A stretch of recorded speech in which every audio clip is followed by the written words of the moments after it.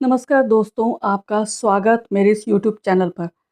मित्रों, पुस्तक समीक्षा कार्यक्रम में लाई हूँ मैं एक नई पुस्तक जिसका नाम है ओ मातृभूमि। आप देख सकते हैं और इसकी रचयिता है डॉक्टर सुधा कुमारी। तो दोस्तों, आज लाई हूँ ये मैं काव्य।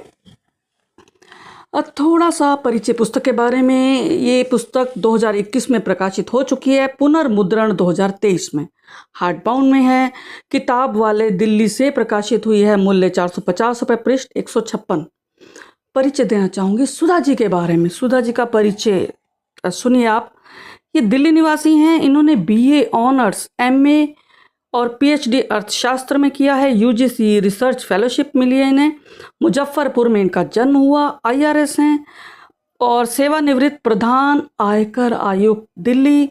इनको ढेर सारे पुरस्कार मिले हैं और लेख, व्यंग, कहानी की इनकी पुस्तकें आ चुकी हैं। सबसे बड़ी बात, ये पेंटिंग करती हैं और ये जो आप मुख पृष्ठ पर देख रहे हैं ये इन्हीं की बनाई हुई पेंटिंग है। और इनकी प्रदर्शनियां भी इनकी पेंटिंग्स की लग चुकी हैं। शोध पत्र प्रकाशित हो चुके हैं। 42 वर्षों से लेखन, 2 काव्य, 1 कहानी संग्रह, 1 व्यंग्य और 2 पेंटिंग एल्बम, 1 अंग्रेजी काव्य संग्रह, ये सब प्रकाशित हो चुके हैं। और सबसे बड़ी बात कि इस पुस्तक के भीतर भी इनकी पेंटिंग्स शामिल हैं और रेखा चित्र भी आप देख सकते हैं। और इनको ढेर सारे, जैसा मैंने बताया, सम्मान मिल चुके हैं। कुछ एक मैं आपको बता देती हूँ। राष्ट्रीय पुलिस अकादमी हैदराबाद से स्वर्ण पदक, राष्ट्रीय प्रत्यक्ष कर अकादमी नागपुर में बेस्ट कार्टूनिस्ट और व्यंग्य लेखन में प्रथम पुरस्कार, राजभाषा सम्मान, राजभाषा शील्ड इन्हें मिल चुकी है। एक इनकी कविता राजस्व गीत, इस पर CD बन चुकी है। आयकर विभाग के 157वें वार्षिकोत्सव पर विमोचित की गई थी ये CD और इनको ढेर सारे विभागीय सम्मान भी मिल चुके हैं। अब मैं बात करूंगी इस पुस्तक के बारे में। इस पुस्तक के 5 खंड हैं। उससे पूर्व समर्पण, इन्होंने प्रत्येक खंड को अलग अलग व्यक्तियों को समर्पित किया है। देखिए, प्रथम खंड है इनका लघु काव्य। यह इन्होंने लिखा है कि मेरी धर्मपरायणा माँ स्वर्गीय श्रीमती शांति देवी को समर्पित है, जिन्होंने कला, भक्ति, संगीत के साथ मुझे धर्म ग्रंथों को पढ़ने की प्रेरणा दी। और इसका भावखंड जो दूसरा है वो इन्होंने लिखा है मेरे पूज्य पिता स्वर्गीय श्री विंदेश्वरी प्रसाद सेवानिवृत्त कार्यपालक न्यायाधिकारी को समर्पित, जिनका नाम 1931 में राजकीय बुनियादी विद्यालय दिघरा, जिला समस्तीपुर में स्वर्णाक्षरों में लिखा गया और जो अत्यंत गंभीर, अनुशासन प्रिय एवं सामाजिक व्यक्ति रहे और मेरे करियर को सदा प्रोत्साहित करते रहे। इसके साथ ही जो तीसरा खंड है, ईश खंड, उस परम शक्ति को समर्पित है जो प्रकृति एवं जीवों का सृजन करती है। और प्रकृति खंड प्रकृति को समर्पित है जो मनुष्य के व्यक्तित्व एवं वातावरण को प्रभावित करती है। और आखिरी है देश खंड। ये इन्होंने लिखा है कि मेरी धरती, जन्मभूमि, कर्म भूमि एवं देश विदेश में स्थित सभी देशवासियों के प्रिय भारत राष्ट्र को सादर समर्पित। ये था समर्पण। और समर्पण के बाद भूमिका, इनकी भूमिकाएं 5 व्यक्तियों ने लिखी है। सर्वप्रथम दिविक रमेश जी हैं, कवि समीक्षक, नोएडा में रहते हैं। इन्होंने क्या लिखा? इन्होंने लिखा है कि ओ मातृभूमि सुधा कुमारी की कविताओं का नया संकलन है जिसमें कविताओं के साथ उनके रचे चित्र का भी आनंद लिया जा सकता है। हिंदी प्रकाशन जगत में कविताओं के साथ चित्र देने की प्रथा प्रायः अपवाद स्वरूप ही मिलती है। कितनी ही रचनाओं में कवि की अभिव्यक्ति क्षमता का भरपूर परिचय मिल जाता है। भाषा पर तो अधिकार दिखता ही है। जहाँ लय छंद से काम लिया है वहाँ भी उनकी पकड़ बहुत मजबूत प्रतीत हुई है। कितनी ही कविताएं चिंतन और अध्यात्म का आस्वाद भी देती हैं, लेकिन रहस्यवादी नहीं हैं। और उसके बाद रश्मि S साहनी जी हैं। ये IRS हैं, प्रधान आयकर महानिदेशक हैं। इन्होंने क्या लिखा? इन्होंने लिखा है कि संकलन की आंतरिक साज सज्जा और फूलों से युक्त आवरण पृष्ठ बहुत ही आकर्षक और मनमोहक है। ईश्वर, माता पिता, प्रकृति, देशभक्ति जैसे विषयों में इतनी खूबसूरती से भावपूर्ण रंग भरे गए हैं कि हर विषय अपनी अलग ही सुगंध से भर गया है।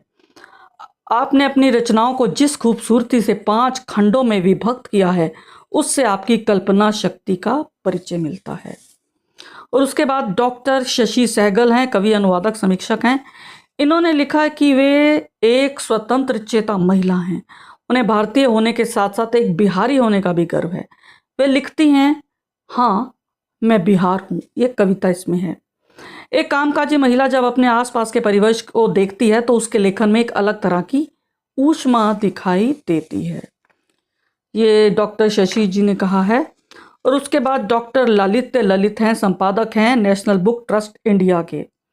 इन्होंने लिखा है, निसंदेह सुधा जी के पास संवेदनशील मन है और विसंगतियों पर प्रहार करने का अचूक मंत्र भी, जो अनायास ही लेखक को जहां समृद्ध बनाता है, वही तटस्थ भाव से विषयों पर गहन चेतना से उनका आत्मबोध भी उनकी रचनाओं में दिखता है।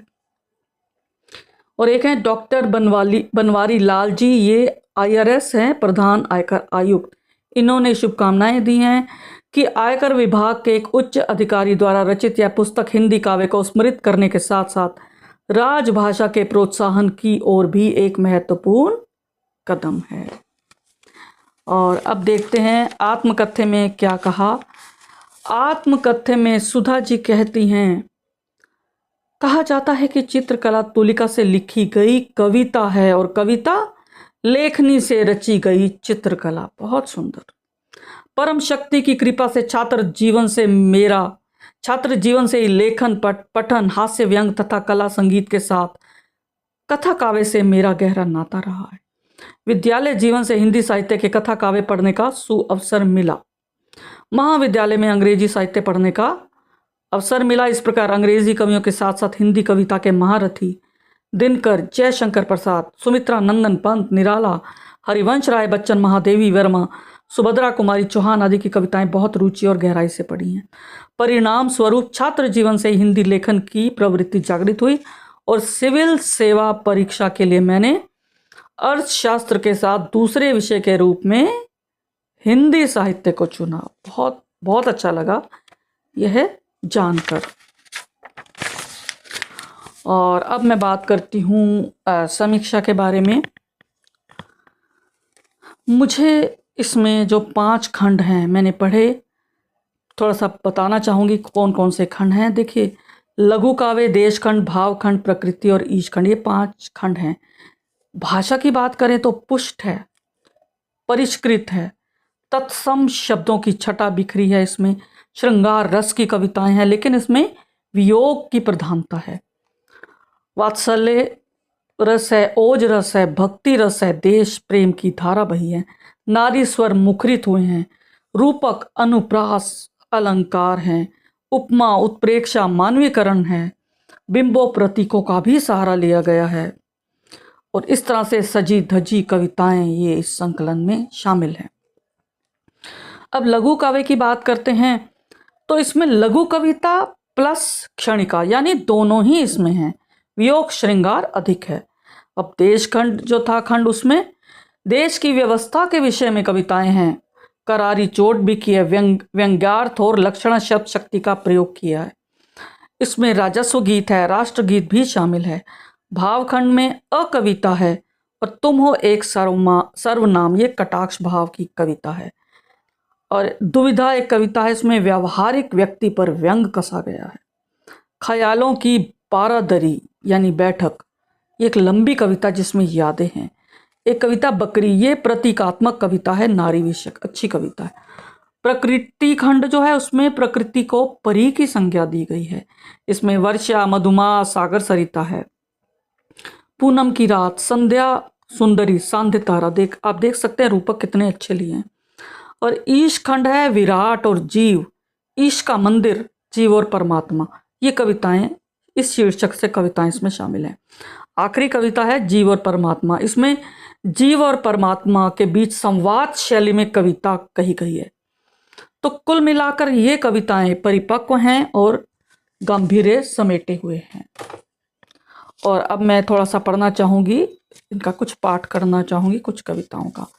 सर्वप्रथम जो प्रथम है एक क्षणिका है, वो सुगंध जो हरदम दिल में खिला करती है, अंधेरे में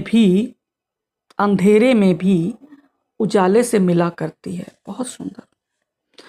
एक है रिश्ते बहुत नाजुक थे, टूट गए। हम अजनबी अच्छे हैं जो रिश्तों की फिसलन से छूट गए। ऐसे ही एक है, रात भर बारिश हुई पर किसी ने जाना नहीं। वियोग श्रृंगार। रात भर बारिश हुई पर किसी ने जाना नहीं, भीगने वाला अकेला एक तकिया था मेरा, एक तकिया था मेरा। एक बहुत प्यारी लगी मुझे क्षणिका, देखिए बहुत सुंदर। जिंदगी स्वेटर की तरह है, जिंदगी स्वेटर की तरह है, फंदे चढ़ाए बढ़ाए घटाए। देखिए जिंदगी का फलसफा देखिए इतना सुंदर। और एक है, जिंदगी कब आई चली गई पता नहीं। जिंदगी कब आई चली गई पता नहीं, शायद उसने रबर सोल के जूते पहन रखे थे। क्या सुंदर इन्होंने व्याख्या की है, बहुत सुंदर, बहुत अच्छा। और एक और है, राजस्व गीत की मैं कुछ पंक्तियां पढ़ना चाहूंगी। जय जननी जय भारत जय हे, राष्ट्र भूमि जय हे, चरणों में तेरे अर्पित यह जीवन सदा रहे, यह जीवन सदा रहे। दोनों कर से थामे हम स्मृति कलश भर लाएं, जन जन के धन को भारत के कण कण तक पहुँचाएं। रहे घूमता चक्र प्रगति की निर्झर धार बहे। जय जननी जय भारत जय हे, राष्ट्र भूमि जय है, राष्ट्र भूमि जय है। और एक है, राष्ट्रगीत के एक स्वर सुनिए। घर टूट गए तो क्या हम महल उठा लेंगे, घर टूट गए तो क्या हम महल उठा लेंगे, खलिहान जले तो क्या फिर सोना उपजा लेंगे, फिर सोना उपजा लेंगे। बहुत सुंदर। इसमें एक आशा की, इसमें एक आशा की लहर बहती है, उम्मीद है इसमें। करो नवनिर्माण एक कविता है, उसमें इन्होंने बिहार के बारे में लिखा है कि जम्बूद्वीप का हृदय, उस हृदय की पुकार हूँ, हाँ मैं बिहार हूँ।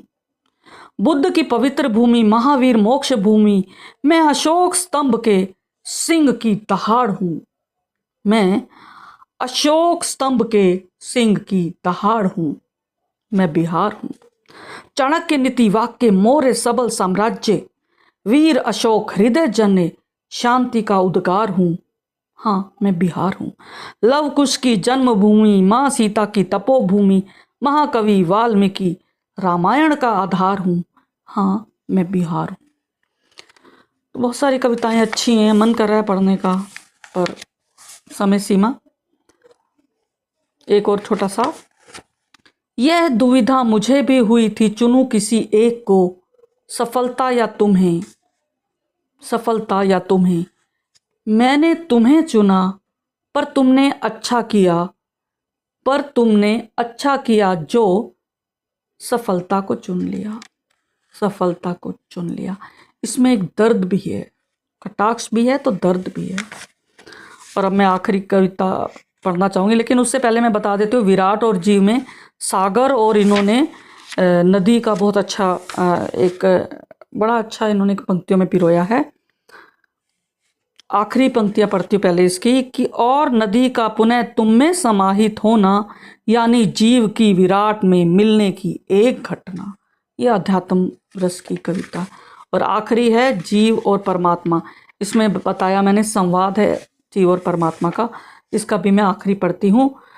परमात्मा कहते हैं, ओ वत्स, ओ मेरी सृष्टि, संकट में जब घिर जाओ दौड़ूंगा खाले पांव, यदि श्रद्धा से मुझे